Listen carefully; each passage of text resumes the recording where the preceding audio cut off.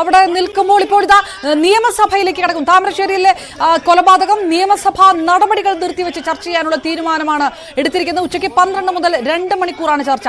Ramesh ചെന്നിത്തലയാണ് rule 50 notice നൽകിയത്. V Vinod ചേരുന്നു. വിനോദ്, ഇത് ആരോപണ വിധേയരായ 5 കുട്ടികൾക്കപ്പുറത്തേക്ക് വ്യാപ്തിയുള്ള ഒരു കൊലപാതകമാണ് നടന്നതെന്നുള്ള ഒരു ആരോപണം ശക്തമാണ്. കൊട്ടേഷൻ ബന്ധങ്ങൾ, മുതിർന്നവരുൾപ്പെടെയുള്ളവർ, കസ്റ്റഡിയിൽ എടുത്തിരിക്കുന്ന 5 പേർ മാത്രമാണ്. അപ്പോഴും ഇതിൽ ഒറ്റക്കെട്ടായി തന്നെ ഈ വിഷയത്തിനകത്തൊരു ചർച്ച ഉണ്ടാകാം എന്നുള്ളൊരു തീരുമാനത്തിലേക്ക് സഭ കടന്നിരിക്കുന്നു എന്നാണോ മനസ്സിലാകുന്നത്? വിവരങ്ങൾ എന്താണ്? അപർണ, മുഖ്യമന്ത്രി മറുപടി നൽകിയ നോട്ടീസിന് അദ്ദേഹം പറഞ്ഞത് ഈ തരത്തിലുള്ള സിനിമകൾ, അതോടൊപ്പം തന്നെ വെബ് സീരീസുകൾ, മദ്യത്തിന്റെ മയക്കുമരുന്നിന്റെ ഉപയോഗം, ഈ തരത്തിലുള്ള റിപ്പോർട്ടുകൾ പലതായി വന്നിട്ടുണ്ട്. അതുകൊണ്ട് തന്നെ ഈ ഇന്നിപ്പോൾ അടിയന്തര പ്രമേയ നോട്ടീസ് ഉപക്ഷേപം വരുമ്പോൾ അത് ചർച്ച ചെയ്യാൻ സർക്കാർ തയ്യാറാണെന്ന് പറയുന്നു. ഉച്ചയ്ക്ക് 12 മുതൽ 2 മണിക്കൂറാണ് ചർച്ച. 10ാം ക്ലാസ്സുകാരന്റെ മരണം മാത്രമല്ല, ഈ സമീപകാലത്തുണ്ടായ ഒരുപാട് സംഭവങ്ങൾ, കൊലപാതകങ്ങൾ, അതോടൊപ്പം തന്നെ യുവാക്കൾക്കിടയിൽ നടക്കുന്ന സംഘടനകളും ആ തരത്തിലുള്ള സംഘർഷങ്ങളും, കലാലയങ്ങളിൽ, കോളേജുകളിൽ നടക്കുന്ന റാഗിംഗ്, അവിടെ നടക്കുന്ന കൊലപാതകങ്ങളും ക്രൂരമായ മർദ്ദനവും, ഇതെല്ലാം തന്നെ വലിയ തോതിൽ ഞെട്ടലോടെയാണ് കേരളം കാണുന്നത്. ഈ സമീപകാലത്ത് യുവതലമുറയിൽ വരുന്ന മാറ്റം, വലിയ തോതിൽ ഈ അക്രമകാരികളായ യുവാക്കൾ മാറുന്ന സാഹചര്യം, ഇതെല്ലാം തന്നെ ഭയപ്പെടുത്തുന്ന ഒരു സാഹചര്യമാണ്. ഏറ്റവും ഒടുവിലാണ് ആസൂത്രിതമായി അല്ലെങ്കിൽ ഒരു ഗൂഢാലോചനയുടെ ഭാഗമായി തന്നെ 10ാം ക്ലാസ്സുകാരുടെ തീരെ ചെറിയ കുട്ടികൾ അവർ ഇങ്ങനെ ഈ കൊലപാതകത്തിലേക്ക് പോകുന്ന ഒരു സാഹചര്യം. ഇതെല്ലാം തന്നെ ഞെട്ടലുണ്ടാക്കുന്നതാണ്. മാത്രമല്ല, ഇങ്ങനെയുള്ള സംഭവങ്ങൾ ഉണ്ടാകുമ്പോൾ മുതിർന്നവർക്കും ഇതിൽ പങ്കുണ്ട് എന്ന തരത്തിലുള്ള വിവരങ്ങളാണ് പുറത്തു വരുന്നത്. അവരുടെ ക്രിമിനൽ പശ്ചാത്തലം, അവർ ഉൾപ്പെട്ടിട്ടുള്ള കേസുകൾ, അവരുടെ മക്കളോ ബന്ധുക്കളോ അല്ലെങ്കിൽ അവരുടെ സ്വാധീനത്തിൽ വീഴുകയോ ചെയ്യുന്ന കുട്ടികൾ, ഇവരെല്ലാം തന്നെയാണ് ഇത്തരത്തിൽ പലപ്പോഴും അക്രമ സംഭവങ്ങളിലേക്ക് വരുന്നത്. അതിനപ്പുറത്തേക്ക് സാധാരണ നിലയിൽ ലഹരി ഉപയോഗിച്ച് അല്ലെങ്കിൽ ലഹരി ഉപയോഗം ഒരു സാധാരണ തരത്തിൽ ഭയപ്പെടുത്തുന്ന, ആശങ്കപ്പെടുത്തുന്ന, കേരള മനസാക്ഷിയെ ഞെട്ടിക്കുന്ന തരത്തിൽ കാര്യങ്ങൾ മാറിപ്പോകുന്ന സാഹചര്യമുണ്ട്. അവിടെയാണ് ഒരു തുറന്ന ചർച്ചയ്ക്ക് സർക്കാർ തയ്യാറായിരിക്കുന്നത്.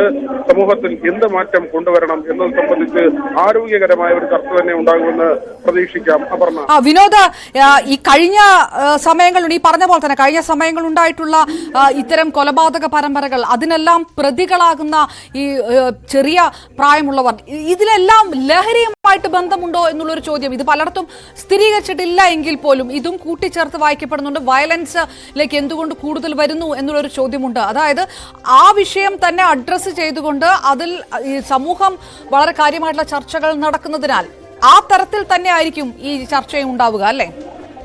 കലാലയങ്ങളിലെ ഇടിമുറികൾ, ഒരുപക്ഷെ നേരത്തെയൊക്കെ റാഗിംഗ് ഉണ്ടായിരുന്നെങ്കിൽ അതിന്റെയൊക്കെ എത്രയോ ഭീകരമായ ഒരു നിലയിലേക്ക് കാര്യങ്ങൾ പോകുന്നുണ്ട്. നമ്മൾ കോട്ടയത്തൊക്കെ കണ്ടതാണ്.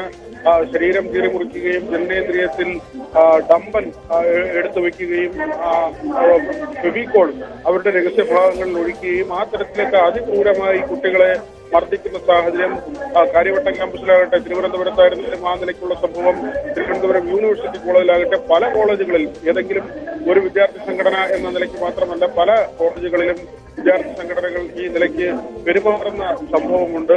എന്നാൽ നേതൃത്വങ്ങൾ പലപ്പോഴും അതിൽ നിന്ന് ഒഴിഞ്ഞു മാറും. അവർക്ക് സംഘടനയുമായി ബന്ധമില്ലെന്നോ ആ തരത്തിലുള്ള എന്തെങ്കിലും ന്യായവാദങ്ങൾ ഉയർത്തി പലപ്പോഴും ഈ സംഘടനാ നേതൃത്വങ്ങൾ മാറി നിൽക്കുന്ന ഒരു സാഹചര്യം, അല്ലെങ്കിൽ ഇവരെ വെള്ളപൂശുന്ന, ഇവർക്ക് പരീക്ഷ എഴുതാൻ കഴിയുന്ന തരത്തിലുള്ള സംഭവം. കോഴിക്കോട് വെറ്റിനറി കോളേജിലെ സംഭവത്തിന് ശേഷം സിദ്ധാർത്ഥിന്റെ പിതാവ് ഇപ്പോഴും നിയമപോരാട്ടം തുടരുകയാണ്. അങ്ങനെ എത്രയെത്രയോ സംഭവങ്ങൾ, ചെറുതും വലുതുമായ സംഭവങ്ങൾ, കൊലപാതകങ്ങൾ, കോട്ടയത്തുണ്ടായതുപോലുള്ള സംഭവങ്ങൾ, ആ തരത്തിൽ നിരവധിയായ അക്രമ സംഭവങ്ങൾ തുടരുന്ന ഒരു സാഹചര്യത്തിൽ ലഹരിയുടെ പങ്ക് അത് വ്യാപകമാകുന്ന ഒരു സാഹചര്യമുണ്ട്. സർക്കാർ സംവിധാനങ്ങൾ ഏത് തരത്തിലൊക്കെ പ്രവർത്തിച്ചിട്ടും കുറേയധികം റെയ്ഡുകളും അറസ്റ്റുകളും ഒക്കെ ഉണ്ടാകുന്നു. പിടികൂടുന്ന ലഹരി വസ്തുക്കളുടെ അളവ് വർദ്ധിക്കുന്നു.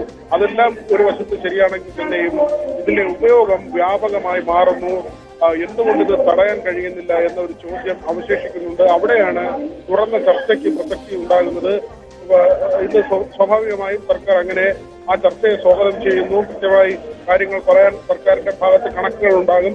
എന്നാൽ സമീപകാല സംഭവങ്ങൾ പ്രതിപക്ഷം ചൂണ്ടിക്കാട്ടുകയും ചെയ്യും. പൊതുവിൽ ഈ വിപത്തിനെ നേരിടാൻ ഏത് തരത്തിൽ കാര്യങ്ങൾ ആസൂത്രണം ചെയ്യണം, അത്തരത്തിലൊരു ആരോഗ്യകരമായ ചർച്ചയായി ഇന്നത്തെ ചർച്ച മാറുമെന്ന് പ്രതീക്ഷിക്കാം. അപർണ, ലഹരിയുമായിട്ടുള്ള ബന്ധം അതൊരു മറ്റൊരു സെഷനായിട്ട് തന്നെ ഒരു ചർച്ച ചെയ്യപ്പെടേണ്ട ഒരു സാഹചര്യം അങ്ങനെ കണക്കാക്കുന്നുണ്ടോ? ഇതിൽ വലിയൊരു വീഴ്ച നിയമപാലകരുടെ ഭാഗത്ത് നിന്നടക്കം ഉണ്ടാകുന്നുണ്ടോ എന്നുള്ള ഒരു ആരോപണം ശക്തമാകുമ്പോൾ അതടക്കം കൂടുതൽ ബോധവൽക്കരണം അടക്കമുള്ള കാര്യങ്ങളിലേക്കൊക്കെ ചർച്ച ചെയ്യാനുള്ള ഒരു സാധ്യതയുണ്ടോ വിനോദ്?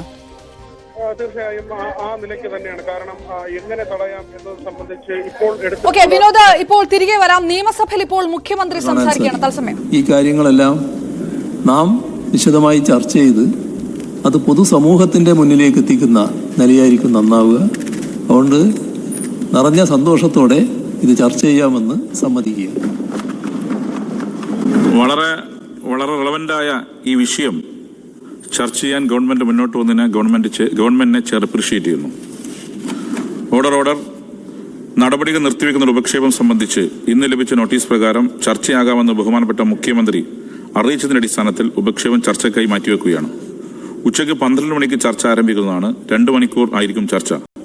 ഈ സാഹചര്യത്തിൽ ഇന്നത്തെ കാര്യവിവര പട്ടിക പ്രകാരം ഉച്ചയ്ക്ക് ശേഷം 1 മണിക്ക് സഭ പരിഗണിക്കാനിരുന്ന 2025 കേരള ധനവിനിയോഗ ബില്ലിന്റെ അവതരണവും അനന്തരഘട്ടങ്ങളും നടപടികൾ നിർത്തിവെക്കുന്ന ഉപക്ഷേപത്തിന്മേലുള്ള ചർച്ച പൂർത്തീകരിച്ചതിനു ശേഷം നടത്തുന്നതാണ്.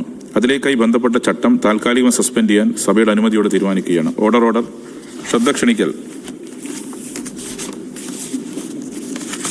ബഹുമാനപ്പെട്ട അംഗങ്ങളോട് ചെയർ അഭ്യർത്ഥിക്കുന്നത്, ഇന്ന് നിയമങ്ങളും നിയമനിർമ്മാണവും ഒപ്പം അടിയന്തര പ്രമേയം ചർച്ചയ്ക്കെടുത്തു. അതുപോലെ തന്നെ ധനവിനിയോഗ ബില്ലുണ്ട്. അംഗങ്ങൾ സ്വയം സമയം കൃത്യത പാലിക്കാൻ ചെയറിനോട് സഹകരിക്കണമെന്ന് അഭ്യർത്ഥിക്കുകയാണ്. ശ്രീമതി ശാന്തകുമാരി കെ, ബഹുമാനപ്പെട്ട ആരോഗ്യം വനിതാ ശിശു വികസന വകുപ്പ് മന്ത്രി. സർ, 2005 NRHM ഇന്ന് NHMന്റെ കീഴിൽ നിലവിൽ വന്ന സ്കീമാണ് ASHA workers accredited social health ആക്ടിവിസ്റ്റ്സ്. കേരളത്തിൽ 21,529 പേർ ഗ്രാമപ്രദേശങ്ങളിലും 4,104 പേർ ഗ്രാമപ്രദേശങ്ങളിലും 492 പേർ ട്രൈബൽ മേഖലകളിലുമായി 26,125 പേരാണ് ആശാ വർക്കർമാരായി പ്രവർത്തിച്ചു വരുന്നത്. കേന്ദ്രം 60%, സംസ്ഥാനം 40% നിരക്കിൽ തുടങ്ങിയ ഇവരുടെ സേവന രീതിക്ക് വിവിധ സ്കീമുകളിൽ നിന്ന് കിട്ടുന്ന ഇൻസെൻറ്റീവും ഓണററിയുമാണ് വരുമാനം. സാമൂഹ്യ ആരോഗ്യ പ്രവർത്തകർ എന്ന നിലയിൽ സ്ത്രീകളെ മാത്രമാണ് ഈ പദ്ധതിക്ക് വേണ്ടി നിയമിച്ചിരിക്കുന്നത്. ശിശുമരണ കുറയ്ക്കാനും ഗർഭിണികളുടെയും സുരക്ഷയ്ക്കും പൊതുജനാരോഗ്യ പ്രസ്ഥാനവുമായി ഏറ്റവും താഴെ തലവരെ ആരോഗ്യ പരിപാലനത്തിന് വേണ്ടിയിട്ടാണ് ഈ പദ്ധതി നിലവിൽ വന്നിട്ടുള്ളത്. ഇവർ യഥാർത്ഥ തൊഴിലാളികളല്ല, സന്നദ്ധ പ്രവർത്തകരാണ്. അതുകൊണ്ട് ശമ്പളം, മിനിമം വേതനം എന്ന തത്വം ഇവർക്ക് ഇപ്പോൾ ബാധകമല്ല. സർ, ശ്രീ മൻമോഹൻ സിംഗ് കേന്ദ്രം ഭരിക്കുമ്പോഴാണ് ഈ സ്കീം ആരംഭിച്ചത്. ഈ വ്യവസ്ഥകൾ ഉണ്ടാക്കിയതും കോൺഗ്രസ് സർക്കാരാണ്. അതുകൊണ്ട് തന്നെ കേരളത്തിലെ കോൺഗ്രസ്സുകാർക്ക് ഈ ദുരവസ്ഥയിൽ പങ്കുണ്ട് എന്ന് ഞാൻ പറയുന്നു.